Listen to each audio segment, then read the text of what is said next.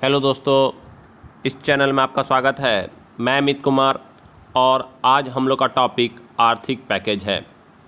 आज हम लोग समझेंगे कि आर्थिक पैकेज क्या होता है और क्यों दिया जाता है, और बहुत सारे देशों ने आर्थिक पैकेज की घोषणा की, उस पर भी आज हम लोग चर्चा करेंगे। तो प्रधानमंत्री मोदी के द्वारा जो 20 लाख करोड़ रुपए के आर्थिक पैकेज की जो घोषणा की गई है, जिसमें प्रधानमंत्री ने राष्ट्र के नाम अपने संबोधन में लैंड, लेबर, लिक्विडिटी और लॉज पर बल देते हुए 20 लाख करोड़ रुपए के आर्थिक पैकेज की घोषणा की है। इसी पैकेज पर आज हम लोग विस्तार से चर्चा करने जा रहे हैं। देखिए, इसमें पहला पॉइंट जो है कि भारत की अर्थव्यवस्था को आत्मनिर्भर बनाने यानी सेल्फ डिपेंडेंट बनाने और उसे मंदी में फंसने से बचाने के लिए, मतलब जो रिसेशन की स्थिति आ गई है उससे में हमारी इकोनॉमी फंसे नहीं, इसलिए प्रधानमंत्री मोदी ने 12 मई को 20 लाख करोड़ रुपए के आर्थिक पैकेज देने की घोषणा की, जो कि भारत की जीडीपी के 10% के बराबर है। यानी जो आर्थिक पैकेज 20 लाख करोड़ रुपए के दिए गए हैं प्रधानमंत्री नरेंद्र मोदी के द्वारा, उन्होंने यह घोषणा 12 मई को की और बल दिया लैंड पर, लेबर पर, लिक्विडिटी पर और लॉज पर। ठीक है, और जीडीपी के 10% के बराबर, यानी जो 20 लाख करोड़ रुपया है वो हमारा जो जीडीपी है, यानी भारत का जो जीडीपी है, ग्रॉस डोमेस्टिक प्रोडक्ट यानी सकल घरेलू उत्पाद के 10% के बराबर है। पूरे विश्व में हम लोग जान रहे हैं कि कोविड-19 यानी कोरोना वायरस को फैलने से रोकने के लिए लॉकडाउन लगाया गया है। आप देख रहे हैं भारत में भी लॉकडाउन की स्थिति है, जिसके कारण पूरे भारत सहित पूरे विश्व में आर्थिक गतिविधियां मंद पड़ गई है। जो भी इकोनॉमिकल एक्टिविटीज़ है ये लॉकडाउन के चलते क्या हो गई है, उनमें मंदी आ गई है, क्योंकि ऑब्वियस है लोग घर में रह रहे हैं, डिमांड जनरेट नहीं हो रहा है, लोगों की जो परचेजिंग पावर है वो कम हो गई है।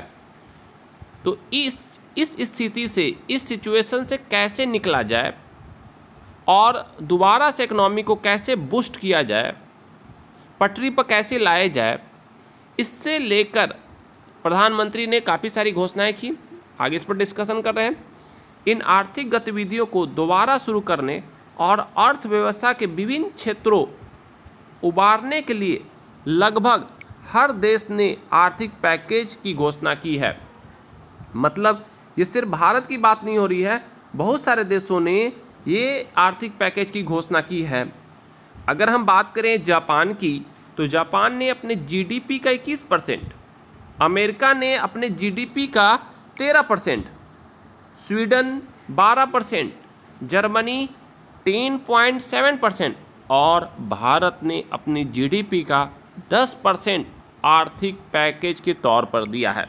मतलब सिर्फ भारत ही नहीं, बहुत सारे कंट्री ने, जैसे जापान, अमेरिका, स्वीडन, जर्मनी ने आर्थिक पैकेज की घोषणा की है। आगे इस पर बात करते हैं। अब यहाँ पॉइंट है कि अगर हम साधारण शब्दों में बात करें या साधारण शब्दों में कहें, तो आर्थिक पैकेज का मतलब देश की अर्थव्यवस्था में भाग लेने वाले जितने भी आर्थिक कारक हैं, जैसे ह्यूमन है, किसान है, मजदूर हैं, जो भी है, व्यापारी हैं, ये सारे कारक हैं, मतलब इनका इम्पैक्ट हमारे इकोनॉमी पड़ता है, के लिए आर्थिक सहायता होती है। मतलब इन लोगों को आर्थिक सहायता पहुंचाना, जिससे इनकी जो सिचुएशन जो अभी मंद पड़ गई है वह उसको बूस्ट कर सकें, जिसकी मदद से ये सभी लोग अपनी गतिविधियों को ठीक से चला सकें। इस पैकेज में छोटी, मझोली और बड़ी कंपनियों को करों में राहत दी जाती है।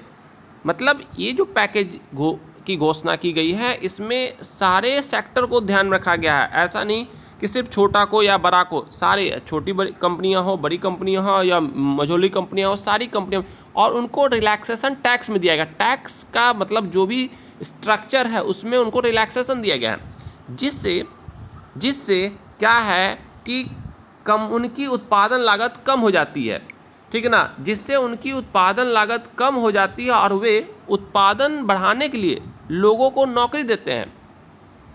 मतलब जैसे ही टैक्स में छूट हो गई तो उनकी जो कॉस्टिंग है वह क्या हो गई, कम हो गई। तो कम हो गई तो क्या करेंगे, वह उत्पादन बढ़ाना चाहेंगे, और उत्पादन बढ़ाना चाहेंगे तो लोगों को हायर करेंगे। हायर जब करेंगे तो क्या होगा, बेरोजगारों को रोजगार मिलेगा और उससे वही पैसा फिर हमारे इकोनॉमी में आएगा और सर्कुलेट करेगा, एक चैन सिस्टम बनेगा।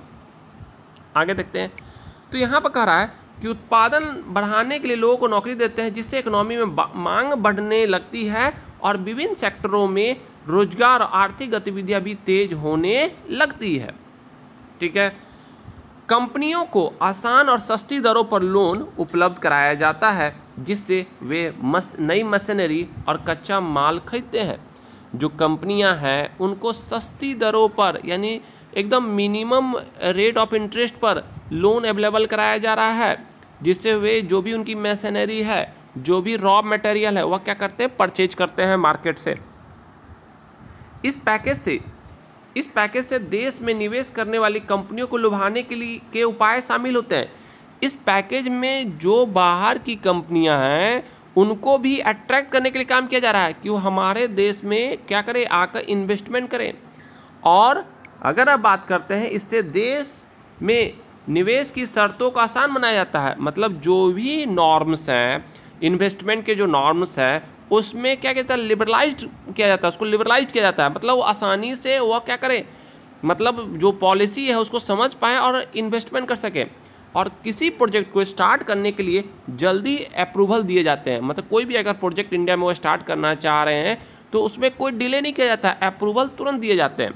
किसानों को राहत के तौर पर, अगर किसान की हम बात करें, किसानों को राहत के तौर पर खाद, बीज, टेक्निकल इक्विपमेंट जैसे ट्रैक्टर खरीद सकते हैं, पंप सेट खरीद सकते हैं, जो भी एग्रीकल्चर से रिलेटेड जो भी टेक्निकल इक्विपमेंट है उनको खरीदने के लिए सस्ता लोन दिया जाता है। यानी उनको लोन क्या दे रहा है, सस्ता लोन देता है। जो किसान कर्ज में दबे हैं उनके कर्ज की माफ़ी भी की जाती है। नेक्स्ट पॉइंट, मजदूर वर्ग की अगर हम बात करें तो मजदूर वर्ग के लिए रोजगार और ट्रेनिंग के अवसर उपलब्ध कराए जाते हैं। मतलब जो मजदूर हैं उनको रोजगार कैसे उनको मिले, या अगर वह अनस्किल्ड है तो उनको ट्रेनिंग दिया जाए जिससे उनको रोजगार मिलने में मदद मिले, और उन्हें बहुत कम दामों में या फ्री भी क्या किया जाता है, ग्रेन्स या खाद्यान्न उपलब्ध कराया जाता है। इस प्रकार से इस आर्थिक पैकेज के माध्यम से देश में आर्थिक वातावरण को ठीक किया जाता है और सभी वर्गों के हितों का ध्यान रखा जाता है। आगे बात कर रहे हैं, कोरोना महामारी के कारण आप जान रहे हैं कोरोना वायरस पूरे देश में महामारी फैलाई हुई है। कोरोना महामारी के कारण पूरी दुनिया में आर्थिक गतिविधियां ठप है, जिसके कारण लोगों की नौकरियां जा रही है। लोगों की नौकरियां क्यों जा रही है भाई? लोगों के पास पैसा ही नहीं है। पैसा नहीं तो वो क्या करेगा, सामान परचेज नहीं करेंगे। सामान नहीं परचेज करेंगे तो मार्केट में डिमांड जनरेट नहीं होगा। डिमांड जनरेट नहीं होगा तो कोई भी कंपनियां रॉ वह जो मटेरियल बना रही है नहीं बना पाएगी। तो कहाँ से अपने एम्प्लॉय को पैसा देगी? वह तो स्क्रूटनी करना शुरू करेगी ना, ठीक है ना। इसलिए मैक्सिमम युवाओं का नौकरियां क्या हो रहा है, जा रही है, और परिणामतः पूरे विश्व में वस्तु और सेवाओं की मांग घट रही है, जिसके कारण सरकार को मिलने वाले विभिन्न कर, सरकार को जो भी टैक्स मिल रहे हैं, उत्पाद कर, बिक्री कर, सेल टैक्स, इनकम टैक्स, संपत्ति कर, और जो भी इनडायरेक्ट टैक्स मिल रहे हैं उसमें उससे ही सरकार अपना चलाती है। तो क्या कर रहा है, विभिन्न कर जैसे उत्पाद कर, बिक्री कर, आय कर, संपत्ति कर और अन्य अप्रत्यक्ष कर नहीं मिल पा रहे हैं, और सरकार का खजाना भरने के बजाय खाली होता जा रहा है। आगे बात करते हैं, इसलिए इस बुरे कुचक्र से निकलने के लिए या तोड़ने के लिए आर्थिक पैकेज दी जाती है, जिससे कंपनियों में ऊपर भार कम हो और जिसके कारण वे कंपनियां उत्पादन गतिविधियां चालू कर सके और ज़्यादा से ज़्यादा लोगों को रोजगार दे सके। इस प्रकार आर्थिक पैकेज के कारण एक सकारात्मक चक्र के द्वारा अर्थव्यवस्था दोबारा पटरी पर आ सक जाएगी, ठीक है ना।